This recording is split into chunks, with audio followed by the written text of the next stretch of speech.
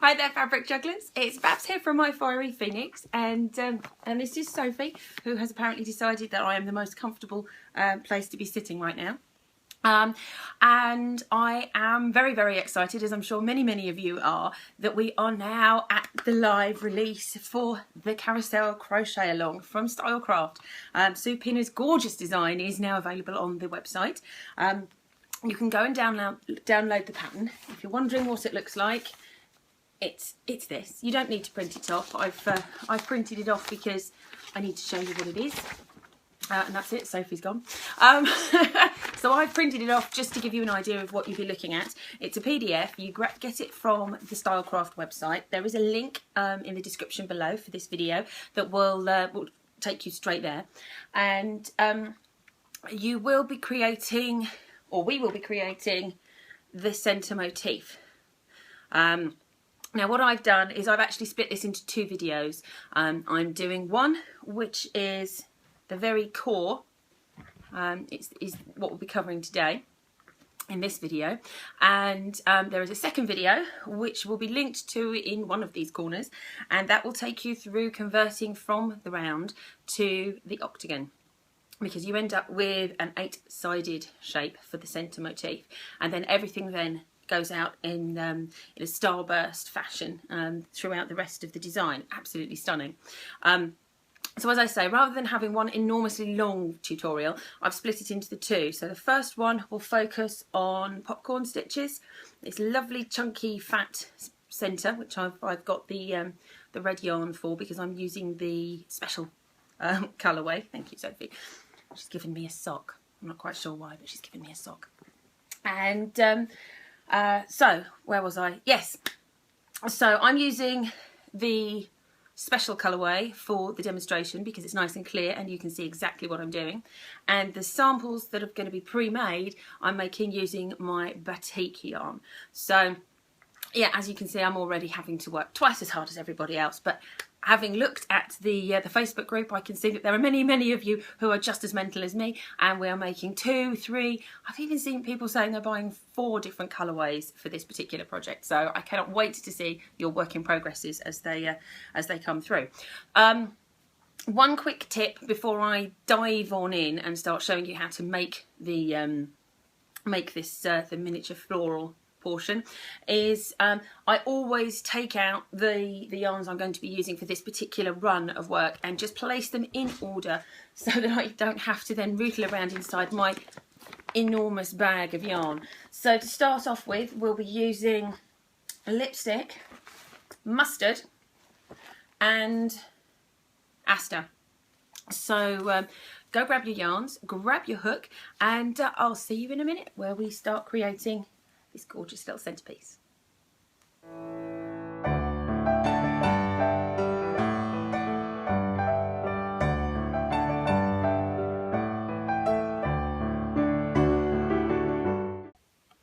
Okay, so now we're getting to grips with actually beginning our crochet, and the first thing we're doing is not to create a chain or indeed a magic circle or a loop or anything like that. We're going to be doing a finger wrap. So you will require one finger and you will wrap the yarn around, literally wrap the yarn around it 10 times. We're then going to secure it with a single crochet. So this is 1, 2, 3, 4, 5, 6, 7, 8, 9, 10.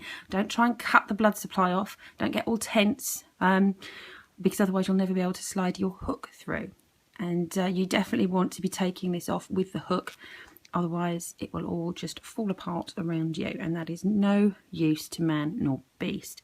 So we've secured it with a slip stitch, and now we are going to complete 16 double crochet. As I've said before, I will be using the UK terminology. I'm not going to be putting translations in because that will just get confusing for everybody. If you've got the UK version of the pattern, then you will see my terms. If you've got the US, you'll see the US terms, but the stitches obviously will still be the same. So here we go with, make sure you actually go through the hole in the loop, not through the individual strands of yarn. So we're going to go for 16 of these. So that's 1, 2, 3, 4, 5, and as you can see, hopefully as you can see, we've already got some lovely texture going here where it's been padded out by the yarn we've wrapped around our finger. And one of the things that I've noticed 6 for this pattern is that texture is just as important, 7, as the actual colorways. Now we can all see how important the colors are because they are so vivid and vibrant. But the textures that you will find as you go through this this design are amazing as well, and it all starts with this finger wrap method. So that should give you an idea of where we're going to go. Let's see, how many stitches do we have? 1, 2, 3, 4, 5, 6, 7, 8, 9, 10, 11, 12, 13, 14, 2 more for the first round, 15, 16. So we're going to have 16 stitches, and we are then going to repeat a second layer of another 16 stitches, which will just give us that little bit more bulk and body and definition. So I will record this, but I will fizz it through, so you don't have to sit here and watch me do this in real time. So I will see you in a moment. 1. So here I have my 16 for my second round, or my second top up of this initial the wrap. So we're just going to double check everything and count off the stitches. So we don't include the stitch on the hook, and that gives us 1, 2, 3, 4, 5, 6, 7, 8, 9, 10, 11, 12, 13, 14, 15 and 16. Now what you may need to do is move the stitches back or forth so that you get your proper count. You don't want to make everything too tight, because then you won't have an even looking centerpiece. And what I'm going to do now is just cut away, because we're finished with our first colour. So we'll snip that away. So when I'm moving on from one colour to another, I create a slip knot and then use that as if it was this original yarn being looped back around. So I'll keep the tail out of the way, and I will hook through, because we're going to do a chain 2. So that's 1. And this is where trying to record it and explain it instead of just doing it is going to cause me a little bit of an issue, but bear with me. So we just hook 1, keep everything down,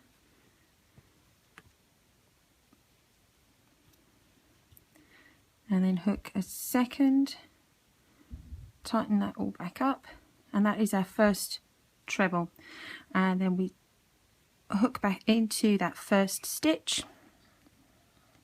If I remove the tails out of the way, hook back into the first stitch here.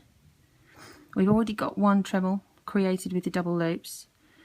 Make sure that the tails are being captured, and then we create our treble stitch. So we can see we've got 1, 2, if I put everything on camera, we have 1, 2 in that first loop, and then we're going to go around and double the stitch count. So we'll be doing 2 trebles in every single stitch space. So we will end up with 32 stitches, 32 trebles. So I'll just show you that again.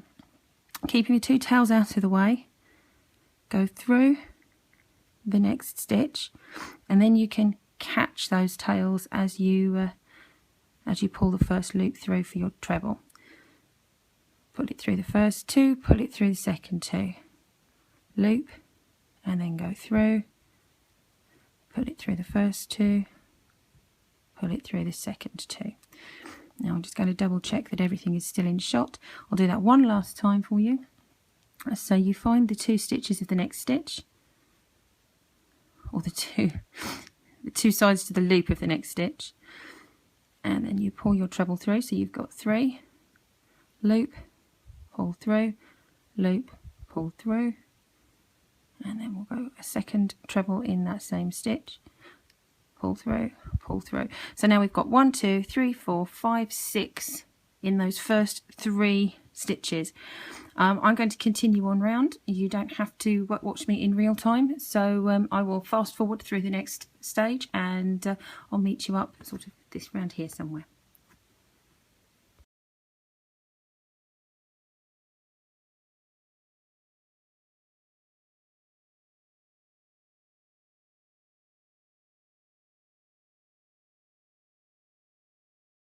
So here we are, and I've double checked and counted, and we have our 32 stitches, and we have reached the end.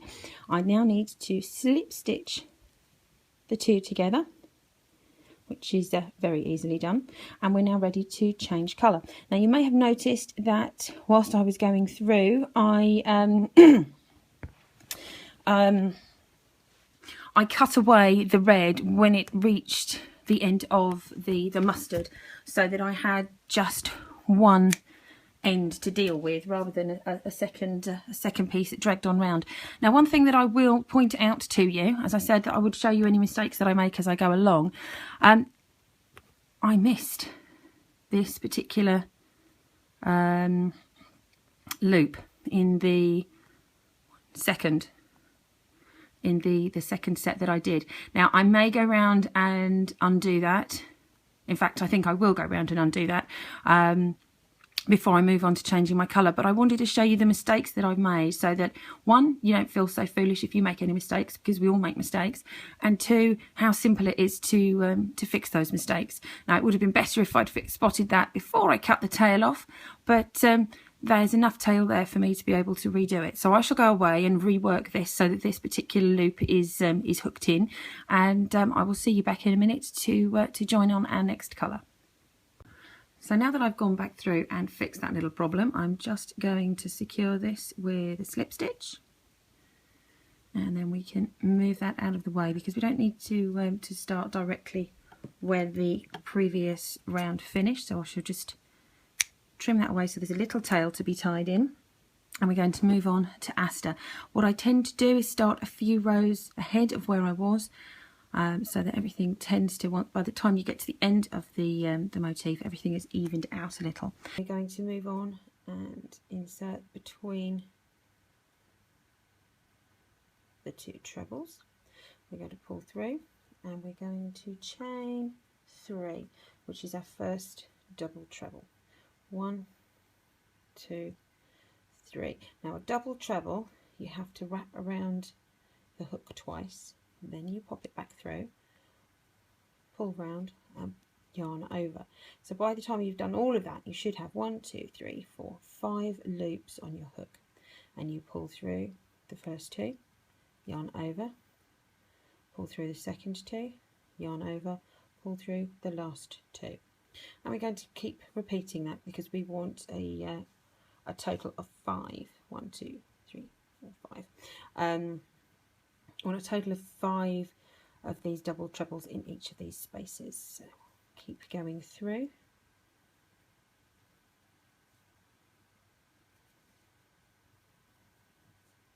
So through the first 2, loop, through the second 2, again, and through the final 2. So one last time to be clear, wrap the yarn around twice, put it through, pull through, and then yarn over, which gives you a total of 5 loops on the hook. Pull it through the first, which leaves you with 3, the first 2, which leaves you with 3 hooks on the loop. Pull through the first 2, which leaves you with 2 hooks on the loop. Pull through one last time, which leaves you with the 1 hook. And at this point we've got 1, 2, 3, 4, so we'll just do that one last time, because we need a total of 5.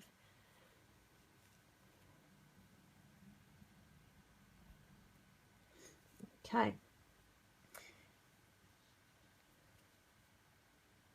So we're now going to turn it around to the wrong side, and we're going to insert hook, and we're going to slip stitch through.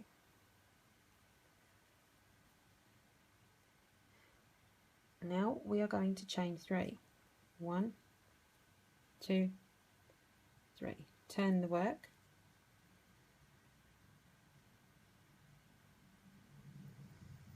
And then we're going to do 5 double trebles, not in this next space, but on the other side of the pair.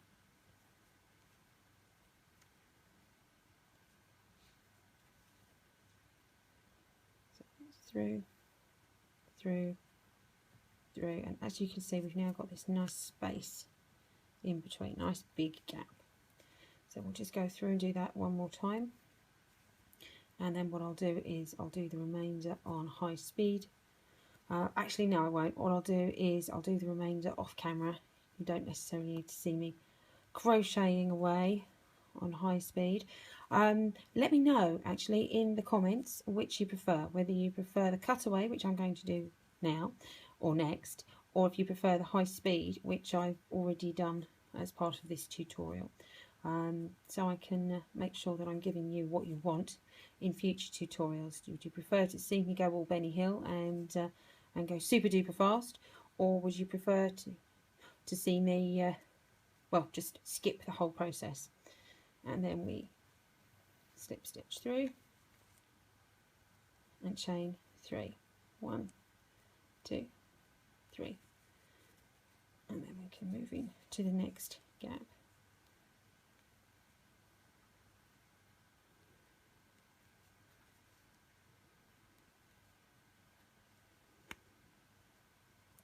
And now, as you can see, we've got this lovely popcorn effect and a nice chain that sits behind it, so you get this lovely 3D effect. And as I said earlier, the texture is very important. It's as an extra design feature of this particular blanket. It's beautiful on so many levels. So I will now come back to you just as I come to finish the round. And so we've come to the last row of the popcorns. So I've already turned the work and made that smaller. And so now I'm just going to do the chain 3, 1, 2, 3, and then link that into the top of, or to the top of the previous chain 3, and we'll just slip stitch that through, and then pull the yarn through to tie it off.